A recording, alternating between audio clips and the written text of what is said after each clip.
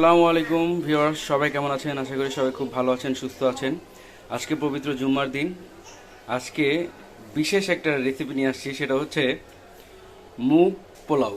তার মানে হচ্ছে মুগ ডাল দিয়ে পোলার চাল রান্না করা হবে। আর এই যে দেখতে পাচ্ছেন আপনারা, এটা হচ্ছে খাসির মাংস। এখানে প্রায় 3 কেজি খাসির মাংস রয়েছে।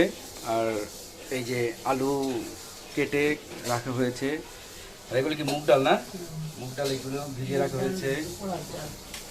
আর এই যে আদা রসুন এখানে ম্যারিনেট করা হয়ে মানে সব রেডি করে রাখা হয়েছে। এই যে জিরা ভাজা প্রসেসিং চলতেছে।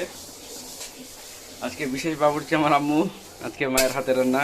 বরাবরই সবসময় মায়ের হাতের রান্নাই খাই, শুক্র শনিবারটা একটু বিশেষ থাকে আর কি।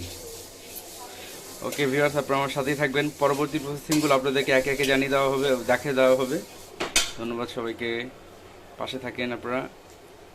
আমরা একেবারে খাঁটি সরিষার তেল ব্যবহার করছি। আম্মু সরিষার তেল দিল, এখন পেঁয়াজ দিচ্ছে। পেঁয়াজগুলো কিছুটা ভেজে নেবে নাকি? আচ্ছা, আমি একটু নাড়াচাড়া দিয়ে দিই।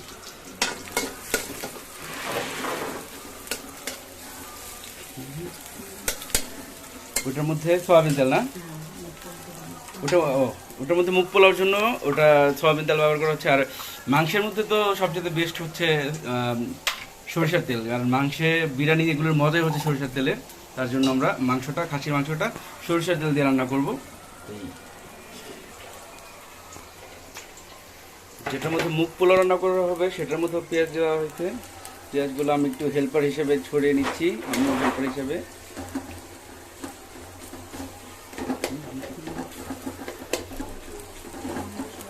আপনারা হয়তো অনেকেই ভাবছেন যে রান্নাঘরের পরিবেশটা ভালো না। ইনশাল্লাহ আমাদের নতুন বাড়িতে যখন উঠবো তখন মোটামুটি একটা লাক্সারিয়াস একটা কিচেন হবে, দেখাবো আপনাকে, সব শেয়ার করবো। বাড়ির কাজ করতেছি তো।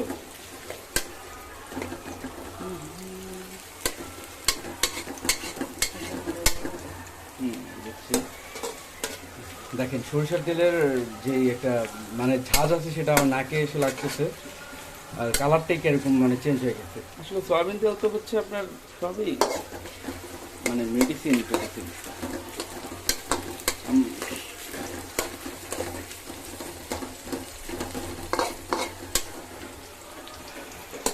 সরিষা তেল তো আসলে স্বাস্থ্যের জন্য অনেক ভালো, উপকার। সয়াবিন তেলের কোনো ধরনের উপকারিতা নেই। এই দেখেন মুগ আর পোলাও চালের থেকে পানিটা মানে ঝরিয়ে নেওয়া হয়েছে।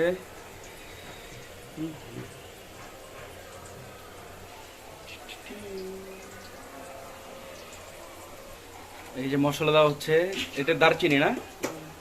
দারচিনি দেওয়া হচ্ছে। এটা দেওয়া হচ্ছে পোলাওর জন্য, মুগ পোলাওর জন্য। শুধু পোলাও বলে ভুল হবে, এটা হচ্ছে মুগ পোলাওর জন্য দারচিনি দেওয়া হয়েছে।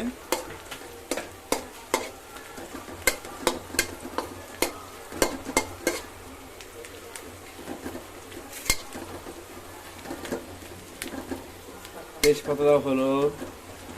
আম্মু মানে ফ্রেমের বাইরে থেকে এগুলো দিচ্ছে, আর আমিও ফ্রেমের বাইরে থেকে নাড়াচাড়া করতেছি। এলাচি দেওয়া হলো।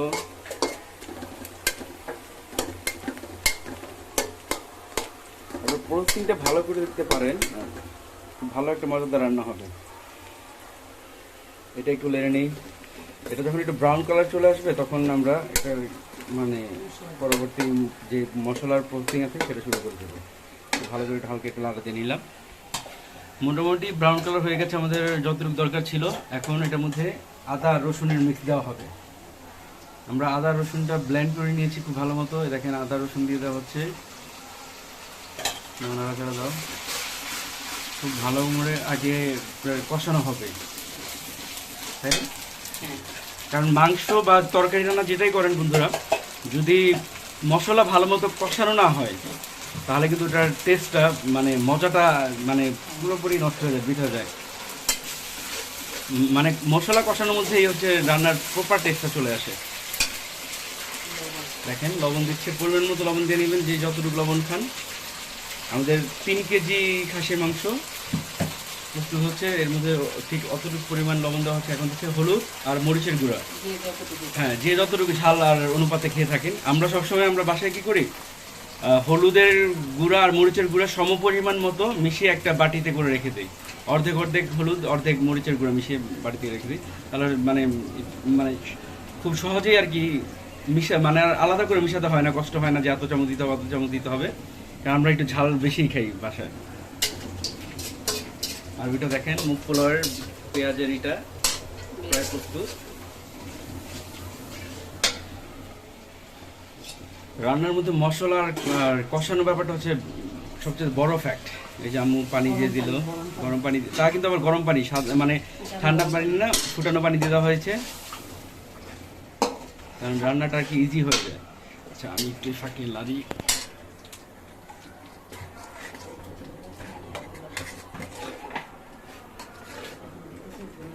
এখন দিচ্ছে ধনিয়া গুঁড়া। ধনিয়া গুঁড়াটা আগেই দিয়ে দিবা?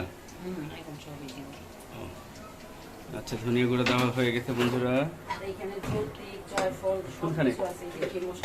আচ্ছা এখন যে মশলা আসছে সেটা হচ্ছে, এখন দিচ্ছি আম্মু জৈত্রিক, জয়ফল, আর কি পোস্তদানা আর লং, এলাচি, দারচিনি, মানে যত ধরনের গরম মশলা থাকে সব এটার মধ্যে আমরা বাসায় মানে হোমমেডলি আমরা ব্লেন্ডার করে রেখেছি রান্নার সুবিধার জন্য।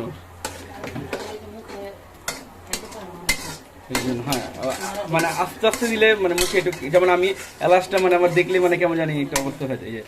মুগ ডালটা দেখেন, মুগ আর হচ্ছে পোলাওটা দিয়ে দেওয়া হলো।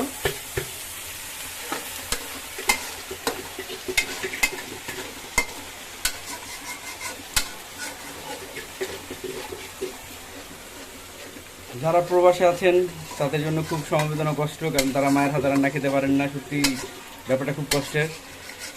আমরা মায়ের হাতে রান্না মানে সপ্তাহে 7 দিনের থেকে মনে হয় 5 দিন 6 দিনই খাওয়া হয়। দোয়া করুন আমার আম্মুর জন্য, আল্লাহ তাআলা যেন আমার আম্মুকে নেক হায়াত দান করে, সুস্থ দান করে। আমার আম্মু এমনিতেই অসুস্থ, আল্লাহ তাআলা যেন আমার আম্মুকে আরও অনেক অনেক অনেক বছর বাঁচিয়ে রাখে, আরও 100 বছর বাঁচিয়ে রাখে। সবাই আমার আম্মুর জন্য দোয়া করবেন। লবণ দিয়ে দিল না?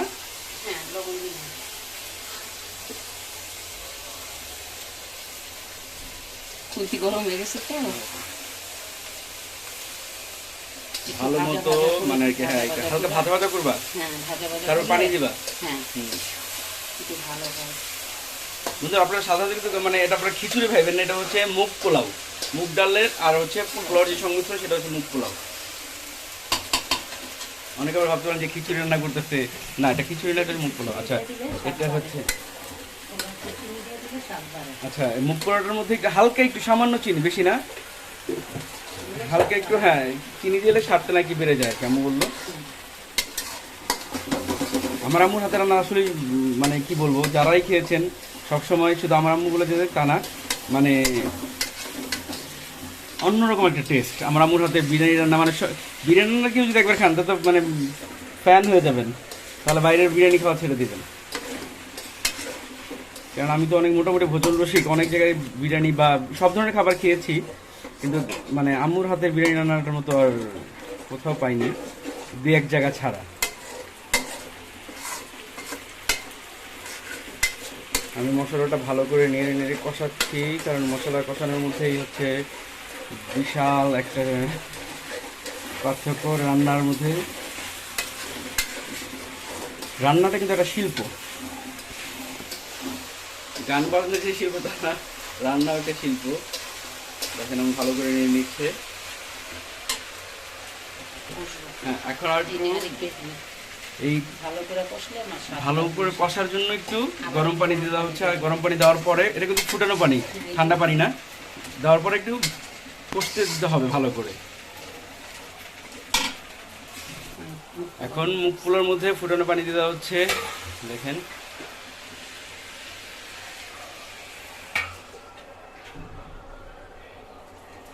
পানি দিয়ে একটু নাড়াচাড়া দিয়ে ঢেকে দেওয়া হবে নাকি।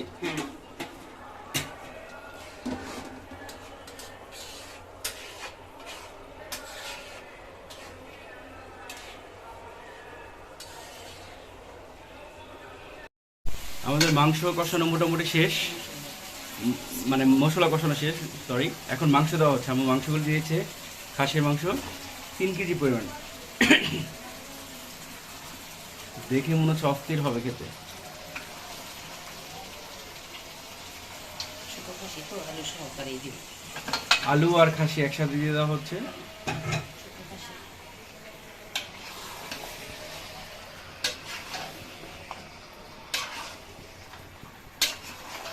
দেখেন ভালো করে নেড়ে নেওয়া হচ্ছে।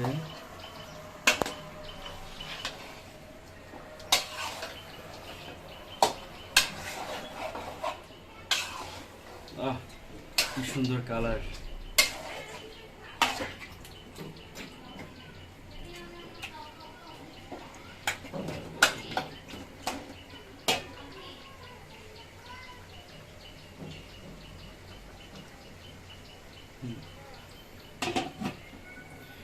এখন পোলাওটা চেক করবেন একটু। এখন পোলাওটা চেক করা হবে, পোলাওর কি অবস্থা। মুখ পোলাও, পোলাও মোটামুটি রান্না প্রায় শেষ, কারণ পোলাও এগুলো রান্না করতে খুব সময় লাগে। তারপরে একটু নিয়ে নেওয়া হচ্ছে নিচ থেকে, যেন না পুরো লাগে। দেখেন একটা সিস্টেম দেখেন আমুর, সেটা হচ্ছে একটা কি বলো ওটা যেন মু নিচে দিছ তাওয়া, মানে ওই যে রুটি টুটি পরোটা যেখানে আমরা ছেঁকা হয়, সেই তাওয়ার উপরে রেখে কিন্তু কড়াইটি করে, যেন ডিরেক্ট তাপটা না লেগে পুড়ে না যায়, তাই না? কেন ওই সময় রান্না করতে গেলে ডিরেক্ট তাপ লেগে পুড়ে যায়, এর জন্য নিচে একটা তাওয়া দেওয়া হয়েছে, তাওয়ার উপরে কড়াইটা দিয়ে পোলাওটা রান্না করা হচ্ছে। হয়ে গেছে, হয়ে গেছে পোলাও। হ্যাঁ, পোলাও রান্নাটা হয়ে গেছে। দেখি সিদ্ধ হয়ে গেছে, চেক করবো। ভিউয়ার্স দেখেন আমাদের মাংস মোটামুটি ঝোল দেওয়া হয়ে গেছে। একটু জুম্মার দিন তো তাড়াহুড়োর কারণে সেটা মানে আমার খেয়াল ছিল না, তাড়াহুড়ো হয়ে গেল। আর সমস্যা নেই, দেখেন ঝোলটা আমি নিয়ে নিয়ে দেখাচ্ছি। খাসির মাংস খাবো আপনার মুখ পোলাও দিয়ে। মুখ পোলাও তো রান্নাই হয়ে গেল, দেখলেন আপনারা কিছুক্ষণ আগে। আমার কতক্ষণ লাগবে নামাতে এটা? 10-15 মিনিটের মধ্যে আমি বললো যে এটা আমরা নামিয়ে ফেলবো। মোটামুটি হয়ে গেছে প্রায়।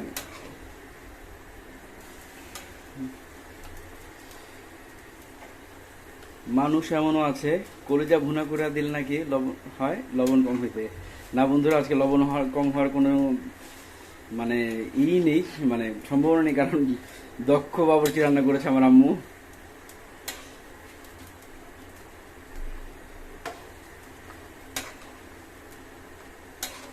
নেড়ে নেড়ে দেখাচ্ছি আপনাদেরকে। কালারটা না অস্থির কালার। আচ্ছা আমি একটা দেখে দিচ্ছি, অস্থির একটা কালার চলে আসছে।